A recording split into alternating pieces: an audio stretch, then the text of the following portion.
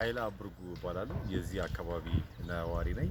ይህ የምትመለከቱት ከዚህ ቀደም የተለያየ ቆሻሻ መጣያ ይሁን የሚያስፈራን ቦታ ነበረ።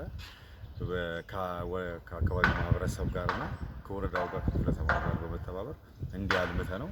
አሁን እንደምታዩት ለህፃናት መጫወቻ መዋያ ሆኗል። አዛውንቶች፣ አዋቂ ሰዎች ደግሞ የሚያርፉበት ቦታ እንደዚህ የሚያምር ነገር ሆኗል። እንግዲህ እንደምትመለከቱት በህብረተሰቡ የምናደርግ ያለ ነው።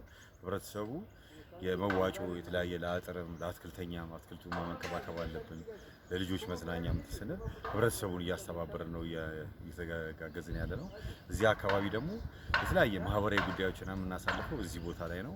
ሀዘንም ሲኖር ደስታም ሲኖር ስለ አካባቢያችን ሰላም የምነጋገረው እዚሁ አካባቢ ላይ ነው ያለ ነው። በህብረተሰቡ ተሳትፎ ህብረተሰቡ በጣም ደስተኛ ነው። ለልጆቻችን ሙያ ሆምወርክ ይሰሩበታል። ጥናታቸውን እዚህ ነው የሚያጠኑት። ጥያቄ ይጠያዩበታል። በተለያየ ጊዜ ሀዘን ይኖራል፣ ደስታ ይኖራል።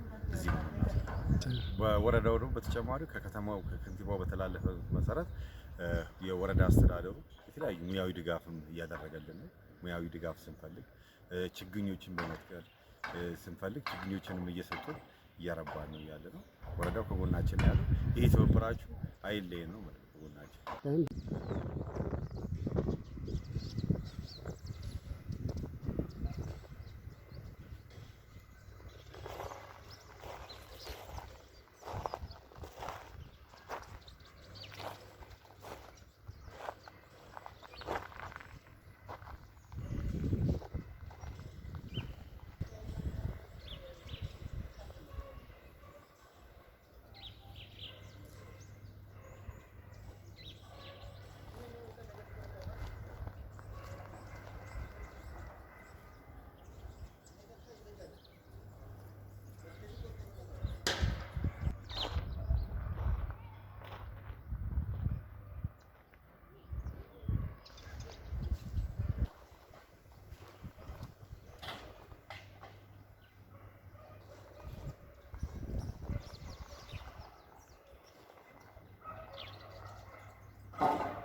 ስሜ አቶ ተፈሪ ማሙ እባላለሁ። እዚህ ሰፈር ላይ ከ7 ዓመት አካባቢ ነው ያለው። ይሄንን ቦታ ለማልማት ብዙ ጥረት አድርገናል። ከአካባቢው ነዋሪ በመሆን እንደዚህ ያልነበረም ይሄ ቦታ በጣም በቆሻሻ የተሞላበት አፈር የተደፋበት ያን ሁሉ በማንሳት ነው አጽድተን ይህን ዛፍ በ2012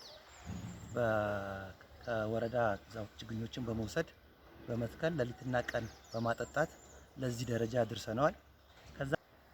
በከንቲባ ጽሕፈት ቤት ቀዳማዊ ልጅነት ፕሮጀክት እድሉን አግኝተን መጫወቻዎችን የተለያዩ ነገሮችን እየሰራን እንገኛለን። ህፃናትም ተደስተው ይጫወታሉ። ቅዳሜና እሁድ በአዘቦት ቀን እንዘጋለን። ምክንያቱም ከትምህርታቸው ጋር እንዳይገፋ።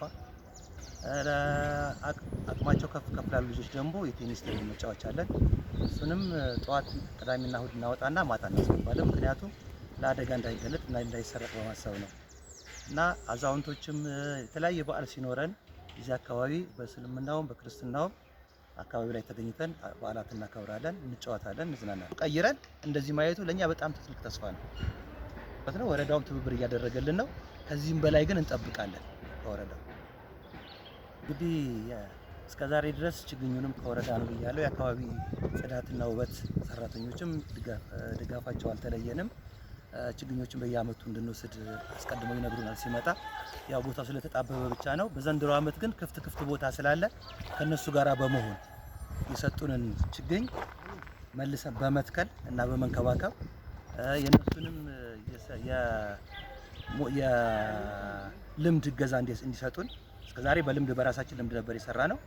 አሁን ግን የነሱንም ልምድ እየታከለበት በአካባቢው ላይ የተለያዩ አበባዎችንም የተለያዩ ከዚህ በተሻለ ዛፎች ተተክለውበት ለህብረተሰቡም ለአካባቢውም ህዝብ አልፎ ለሚሄድ ሰው የአይን ማረፊያ እንዲሆን የነሱንም ድጋፍ እንዳለን እስካሁን ድጋፋቸው አልተለየንም። እናመሰግናለን። እነሱንም የጽዳት ሰራተኞችንም እናመሰግናለን። እኛ ስንደክም እንደውም ገብቶም እያጸዱ ይሄዳሉ። ምክንያቱም ብዙ ጊዜ ተሯሩጠን የምናድር ስለሆነ አንገኝም። እኛ በሌለንበትም ገብቶ አጽድተው ይሄዳሉ። ይሄም የነሱን ሀቅ መውሰድም አያስፈልግም። ምክንያቱም ከኛም የበለጠ እየሰሩ ስለሆነ ማለት ነው።